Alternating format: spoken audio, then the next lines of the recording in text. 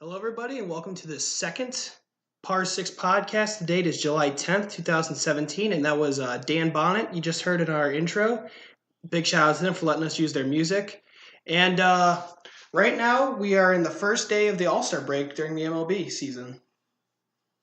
We have tonight the Home Run Derby, where we have Stanton. He's one of the favorites. Bellinger. And Aaron Judge. I'm thinking Gary Sanchez. Gary Sanchez with his 13 home runs. I'm thinking Miguel Sano is going to come out of nowhere. I think he's my dark horse, my upset pick. Who are you thinking?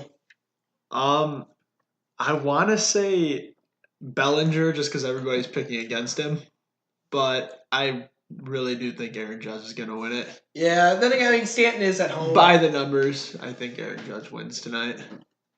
I can agree with it. Indians sent 5 All-Stars and their manager, who's still sick. He's not coaching the game. Mills, he is. Good old bench coach. Kluber's not pitching. He pitched yesterday against the Tigers, but Jose Ramirez is starting. Frankie's in it. Miller. Andrew Miller's in it, and Dr. Smooth, Michael Brantley's in it as well. Who do you think is going to win the All-Star game? I think it's the National League. National League is stacked. I think they're too loaded, and I think I'm not sure on the exact numbers, but I do think Scherzer is having a better year than Chris Sale. Oh yeah, definitely. And I think he's a better pitcher. Yeah. Although for the bullpens, I think AL, yeah. And then do you know who's their? Well, we don't know who's going to close or anything yet. Oh no, we don't know any of their lineups. Yeah, we don't know anything. National League has a ton more power, better hitters. Yeah. Between Stanton, I mean, we still have Judge and Sano, but and Jose, who's Jose Ramirez batting more home runs than Gary Sanchez. But I don't know. I still think National League's going to pull through. Better offensively. Indians pull into the the All-Star game. 2.5 games up. 2.5 games up. Not where they were last year, win-loss wise. They're 47-40. They were a few games better around this time last year, but I really think this group's going to hit their stride in the second half. And I think that, like we said the other day, I don't see Minnesota hanging around much longer. I think Kansas City's going to be in it for a little bit, but I think that the Indians can honestly pull away and win the division by 7 to 10 games. They definitely should with the lineup they have out there. We just need to get it together. And then Kipnis and... Well, Kipnis on the 10-day DL, but luckily... Lonnie did something. He pulled his calf last night, or did something to his calf. But for not having Kipnis, kind of falls at a good time with the All-Star break. Mm-hmm. So maybe those few days off. Games. Mm-hmm. I think they'll start. I don't know. I don't know if they'll put Gonzalez at second. I think what they did was Urshela. I think Urshela. Urshela at third, then put Jose at second. And I think that's smart because I would rather see Jose Ramirez at second than Gonzalez right now. I don't know. Yeah, Jose. I mean, Gonzalez. He's supposed to be, can play anywhere in the infield kind of guy. So I don't know. I like Jose at third, even though he can play second, short. I would rather see Gonzalez over Urshela, personally. Yeah, I mean, I think Gonzalez is better offensively. And that's why I think they have Urshela up there, just because third base, he's locked down. He's a great defensive third baseman. Mm-hmm. Oh, who is that? Yandy Diaz. Whatever happened. Yeah, I was just gonna say whatever happened to him. And then same thing with who was the center fielder last year? Just kind Tyler of Naquin dropped off the face of the earth. Ever since he had a few bad postseason games, I don't think we've really seen him much. Yeah, he had that big error in game 5. No, it was in game 6. I thought it was earlier in the series. No, I think it was game 6. Game 6. Well, against Toronto, he played a horrible game. I think it was game 2, I want to say. No, it had to have been game 3 because it was... in Toronto? Yeah. Yeah, he had a rough postseason, but he started off awful this year. He really... I think he was hurt for a little bit, but he just never really had what he had last year. But with him gone, that also opened up a spot for Bradley Zimmer, and he's just been excelling at the center field role. They've been moving him all around the lineup though. Lead off, back end of the order, middle of the order. He's been hitting wherever really. Then I think, I think we both agreed the AL Central. We expect the Indians to win. What about the AL East though? Boston's up 3.5 games on the Yankees. Baltimore's back far, but I don't think Baltimore's going to get out of there. They have the offense, but their pitching is so awful. And Tampa Bay's back in it. Yeah, Tampa Bay's they're relevant again. I still think Boston's going to come through. They got Chris Sale, Porcello. They got the pitching. Their third base is awful. They have no third baseman, and they had one, Travis Shaw, who was a flash, Golden Flashes, go Kent. He's over in Milwaukee now, just raking. Last time I checked, I think he had 18 or 19 home runs on the year. He's doing great over there. And they came out of nowhere, really, too, Milwaukee. Everyone was expecting Chicago to just have that divisions lined up. Then things with Montero starting to go downhill, and Schwarber's been in the AAA. He's hitting like 170 on the year. Yeah, he had 12 home runs and 75 strikeouts when they sent him down. I would expect Houston to win the AL West. Yeah. I think they would really have to screw it up. Mm-hmm. And that's a team that the Indians have played well against. Yeah, 5-1, 6-1. Yeah, I think one loss to them. Yeah, Indians have no problem competing with those teams. It's just they drop down to other teams' levels, I think, at times when they play worse teams that are worse than them. Yeah, but Houston's up 16.5 games on the Rangers. Yeah, that's their division. Yeah, that's unbelievable. Then the NL East, Washington's up 9.5 games on Atlanta. Miami's back 10.5, and Philadelphia's back 22.5 games. Yeah, I think Washington's going to have another great regular season and stink it up in the postseason, just like the Nationals do. Then I think it's LA's gonna make it in. Obviously, they're crazy with their pitching and 7.5 games up on. Yeah, now their lineups. Well, Milwaukee really stretched it out going in the All-Star break. They're now up 5.5 games. Yeah, they're another team that just smash. They're all offense. And then Colorado was winning their division for a while, and then now they're 9.5 games back. I believe they started off the season pretty hot. Oh, yeah, Colorado. Them and which they usually do. Them and Arizona. And now they're both Arizona's 7.5 back of the Dodgers, and Colorado's 9.5 back. And the Giants, ever since Bumgarner went down, they're 27 games back in the division. I think a Arizona-Colorado wild card game, that'd be good to watch. Yeah. Two great offenses division going at rivals. It. Mm-hmm. And then AL, wild card really doesn't matter at this point, but it's Yankees and Tampa Bay. Then Minnesota's a game back at Tampa Bay. Again, right now, wild card really doesn't matter that much.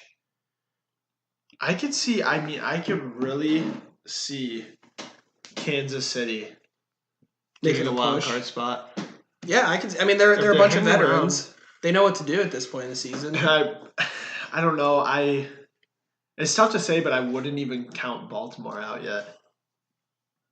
Yeah, they're 4 games from being in the wild card spot. Yeah, they're right there. There's several teams that are like 3-4 games out at this point, but we're still way too far away to be talking about realistic wild card chances. It's just that NL West is so good. Yeah, and you'd hate to see one of those teams not make the playoffs. Other than San Diego and San Francisco, there's the Dodgers have 61 wins, Arizona 53, and Colorado 52.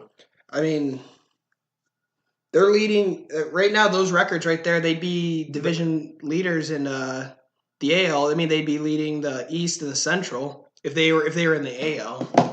Yeah, and they'd be... Shows how crazy those teams are playing out west. And then moving on to that, did you see what Cuban said about the conferences? He wants them gone. He wants an NBA where it's top 16... Mark Cuban? Yeah, Mark Cuban. He wants an NBA where top 16 teams make the playoffs. Because he's saying that if he was in the Eastern Conference, they wouldn't be rebuilding right now. They'd be trying to compete just because of how stacked the West is now. But I don't think they'll ever do that. It's you win your division or no, they just go top 8. Yeah, they should keep it top 8. I mean, learn how to compete out there. I don't know. It sounds smart, but then again, how? Because every year, I mean, there's some teams in the West that get 9, 10 seeds that are probably 6, 7 in the East, but yeah, they don't. They miss the playoffs, and for sure, a team like. Who do you want to look at and say, well, they would make it if they were in the Eastern Conference? Well, for the longest year, that was the Utah Jazz until, recently. They were always 9, 10th seed in the West, and then you look at their record compared to the teams in the East, they'd be right there in the hunt. They'd be 7, 8, 6. I can see where he's coming from in that, but at the same time... He's always got an issue with the NBA. It's Mark Cuban. Yeah. He'll complain about anything that goes Go on. invest in somebody on Shark Tank. Yeah, worry about your business. Leave basketball people. Indiana does a sign and trade. CJ Miles over to Toronto for Corey Joseph, backup point guard, who's probably going to start point guard for Indiana. I kind of like that trade. It helps out both teams there. Really pretty even trade. Toronto's going to get some more depth, try and compete with the Cavs. Don't think they will, even with CJ Miles. It's still going to be Cavs, Celtics. And, still Cavs making it out of the East. I would assume. There's they would nothing. really, really have to do something wrong. Nothing against the Celtics. They got Hayward, but like we said, what you had to give up to get Hayward almost put you right back to where you were before you got him.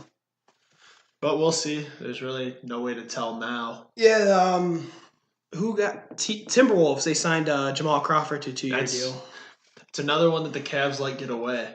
Yep. The Cavs offered him the mid-level exception. It was like $5 million. He turned it down. He's making $8 million or $9 million. Yeah, over for 2 years. I can't blame him. That's gonna be a fun team to play on, Minnesota. But another team that's gonna struggle to make the playoffs. I don't think they'll struggle to make the playoffs. I think they'll make it. They're gonna have a tough time advancing in the playoffs. There's no doubt in my mind. That's a team that in the East would probably be a 2 Oh, yeah, they'd be confident. 3 seed. I could see them making the Eastern Conference championships with that lineup, but yeah, that's basketball. It's going to be interesting, though, to watch them grow, see what they do. Because for years, they were terrible at drafting. They took, I think it was Johnny Flynn or something. Yeah. Instead of Steph Curry. They had a draft where they took 2 point guards. One was Ricky Rubio, and the other one I think was Flynn. And they could have gotten Steph Curry. They could have gotten the Splash Brothers. No. It was 1 year they took one guy. I don't know. They screwed up. They had some pretty awful drafts. That's why they were where they were. And then, getting Wiggins, getting Towns. Chris Dunn never really worked out. No. Zach LaVine would have been fine, but he was hurt. And Jimmy Butler is a better player than Zach LaVine. Obviously. And yeah, but that trade also really screwed the Cavs out of them getting any kind of deal for Kevin Love, because I think, would you agree that Jimmy Butler is a better player than Kevin Love?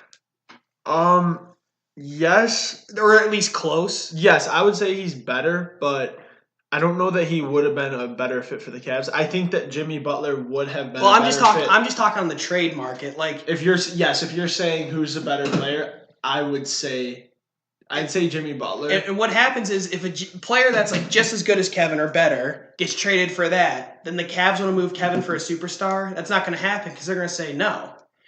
Kevin Love is probably worth just as much as Jimmy Butler is, so we're going to give you just as much as the Bulls got for Jimmy Butler. Which is what really screwed the Cavs out of really making any deals. Yeah, but I know that this is a little bit off topic, but had I been able to choose between the Cavs getting Jimmy Butler and Paul George, personally, I would rather have Jimmy Butler, because I think Jimmy Butler is obviously a superstar. And I think that he'll fit good with somebody like Wiggins, because he's better without the ball than most superstars. A lot of superstars need the ball to put up their numbers. And that's perfect, too, because, Ricky Rubio's a pass-first point guard. Yep. Oh, shoot, they traded him. What was I thinking of? They did trade. Who'd they get for Ricky Rubio? They sent Ricky Rubio over to Utah. Did they get George Hill? No. They signed Jeff Teague. That's who they got. Teague. That's yeah. They traded Rubio to Utah. I Hill. forget what they got back from Utah, but then they signed Jeff Teague. And that's why Indiana wanted to trade C.J. Miles for Corey Joseph, point guard for their lineup. Makes sense. Good deals all So around. that's our bad there. Yeah. Whoops. And see, that's all we really have in the NBA right now. MLB, like I said, All-Star game coming up. Indians send 5. Big lead in the Central. Not a big lead, 2.5-game lead in the Central. Back to the Brownies. Again, not a lot of talk coming out of Browns training camp, which from years past is really good if you don't really hear much about the Browns around this time, because whenever we hear about the Browns in national media around this time, it's something bad. And I was telling Anthony before we got started that I said that I wouldn't like to see Kaiser start. And then after I said that, I really started to think about it. And next year's draft is loaded with quarterbacks. And I really don't expect Deshaun Kaiser to go out and win 9 games, 8 games. But I do expect to know by next year's draft what the kid's got and if he could be the franchise quarterback. Because there's quarterbacks in the draft like Sam Darnold, who said that he was going to stay at USC, but in the grand scheme of things, if you're when good the enough, money's at the table, you got to table, you're not. You risk injury. What are you gonna do? Go to class? Mm-hmm. I mean, really. I'm actually going to disagree. I'm going to disagree with you that there. I think Kaiser should sit out 1 year, hold the clipboard, give out signs. I mean, Notre Dame's coach even said it. He didn't think he was ready for the NFL. And even Kaiser said it. Yeah, he said he didn't really, which is funny because we're totally trading what we said on the last podcast. But I just think a year of him holding the clipboard, watching Osweiler, watching Kessler go out there and do it was really going to help him out. And then next year, Osweiler will be gone, his contract will be gone. We'll still have Kessler, and then we just say, all right, we got you some help. We got you some wide receivers. We got you an offensive line, some running backs. Well, did you see the Browns line is ranked number 2 in the league? No, I mean, but that's also on paper, though. You got paper, yes, but I don't. That's not really surprising. I mean, we went out there, we spent the money. We better be one of the best in the league. If we signed 2 pretty big name linemen, we already had a pretty good line leading into that. So I mean, yeah, if we're gonna spend the money like that, we better get a good ranking. Now, how many games do you think the Browns win this season? I'm gonna say realistically, I'd say 6 or 7. Okay, I would say 3 to 5. And in that situation, I would be so upset with Jimmy Haslam if he fired the coaching staff. Oh, if we have another shitty. Yeah, I mean, I just see it as like 3 years, okay? Because then your first year you're just kind of like clearing Seeing everything. what you have your first year. Mm-hmm. Your second year you're getting what you want, and then your third year, that's when your draft picks from the second year start really developing. So I'd say 3 years. 3 to 4. Yeah, see where we're at, and if we really haven't made that much improvements, then let everyone go. Because I mean, Browns, it's always been new regime. 2 years later, everyone's gone. New regime. 2 years later, everyone's gone. And I think 1 year, I think that Hugh Jackson's a good enough coach. Definitely. That you could give him maybe a year longer than you would give somebody like Mike Pettin. Oh, yeah, I agree there. I think, he's a great coach. We need to keep him around. I like that defensive coordinator a lot. And the thing with Jimmy Haslam is he needs to realize that there's talent, and we can't focus on our draft picks yet. We can't rely on them yet. But Greg Williams, defensive coordinator. Yeah, but as the fans say, "Oh, we don't want Hugh Jackson because we're not in the playoffs." I mean, we need to realize that you have to give the guy time. Yeah, just like a draft pick. You gotta let him see what he can do with what he has. And I think he'll do fine for us. He'll get us back in. He'll make the Browns relevant again. And I think that I'd say if the Browns even win 2 or 3 games this year, who cares? Give them another year then. Yeah. I mean, you can't expect to hire and make the playoffs. All right, I got another one for you. How many sacks is Myles Garrett getting this year? And just to put it in perspective, Bosa had 7.5 last year, and then first round pick, top 10 pick, and then Emmanuel Ogbah had 5.5, second round pick. I'm gonna say he's gonna get 9. I was gonna say 9 sacks. I was gonna say 9 or 9.5. I think 9 sacks on the year.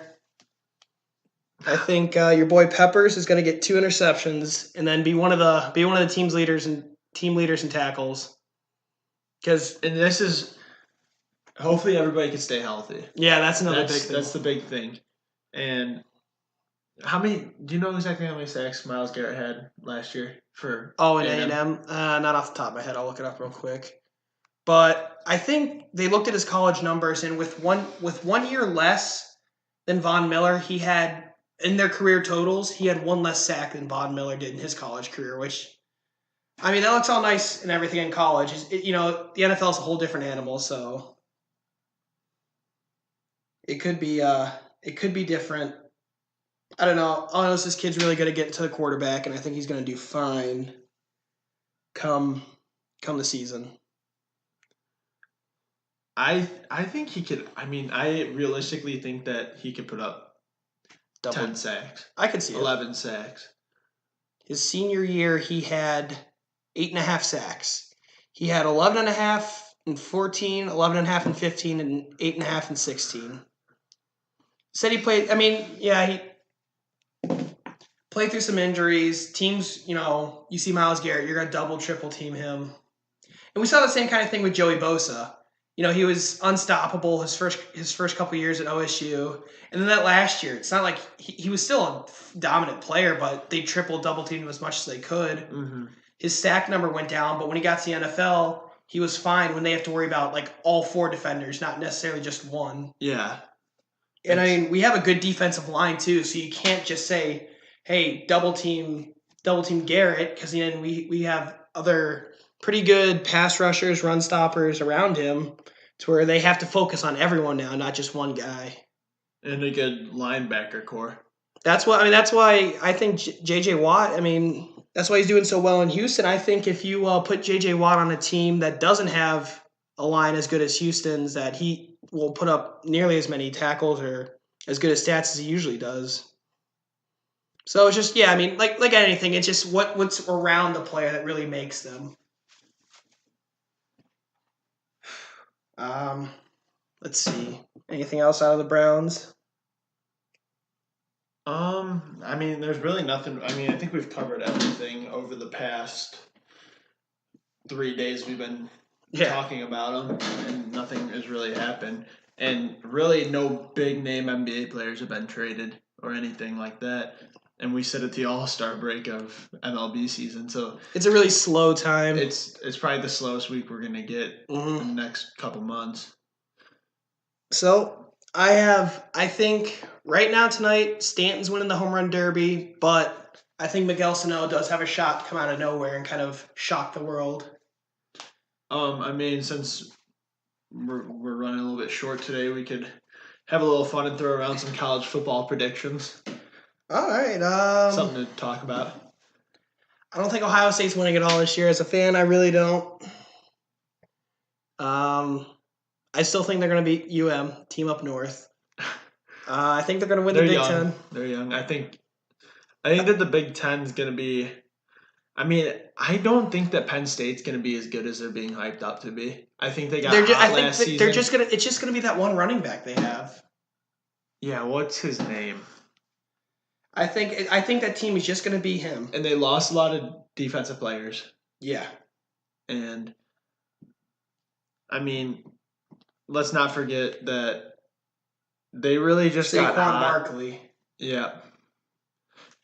And they just kind of got hot at the right time. I mean, yeah. They didn't hit their peak till after they played Michigan and Ohio State.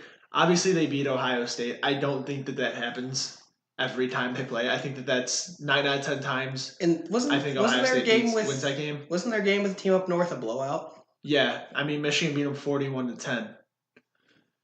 Yeah, and then I remember because that was a big thing. It was I mean, yeah, you're gonna win games in the Big Ten the second half of season when you're playing Rutgers and Maryland. yeah, they had a really tough first half. Then they turned it around, and Michigan losing to Iowa and Ohio State losing to Penn State really opened up for them to be the Big Ten champs. I don't really think that. I feel like they should have an asterisk there, like Yeah. You kind of got lucky, but I mean, they still had to go out there and play in the game. They still had to beat Ohio State. Yeah, they still had to beat. They still had to win the national champ. They still had to do all of that, but or the Big Ten championship. Big Ten, not national. Yeah, easy.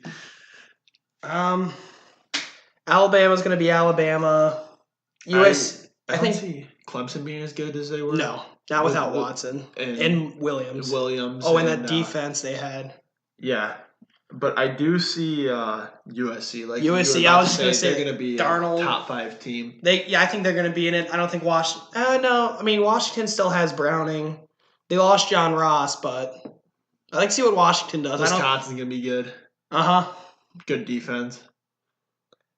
Big Ten. Who else we looking at? Michigan State. They had a really down year. I don't think it's going to get much better yet. No. I think they'll be a 500 team this year. Maybe make a bowl game, hopefully.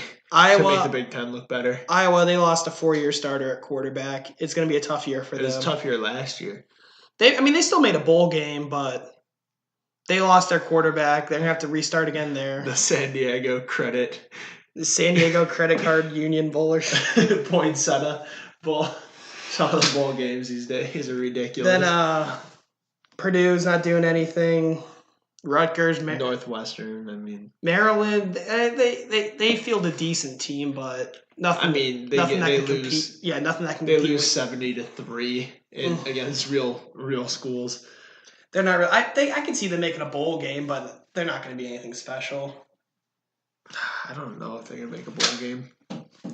SEC. I think Alabama. The Florida Gators. I think are going to surprise a lot of people this year. They're getting that. They're Applegate. They're keeping him. They're getting him back. And that'll be a good game to open up the season. Them and the team up north. Them in Michigan. Yep. In Texas, so neutral site. Texas A&M. I'm not sure how they're going to be without. I mean, they lost a lot. Yeah. I mean, for real though. Who else really competes in the SEC? There's A&M, Florida, Auburn. Auburn could be a little bit better than last year. I think it's going to be a good Iron Bowl this year. Yeah, Alabama. I mean, it's just Alabama is getting so old now. Yeah. But I mean, Saban's doing everything right. All right, way too early Heisman picks. I'm saying Bo Scarborough, Darnold, and Browning's going to be back in it. And then there's going to be a fourth guy come out of nowhere.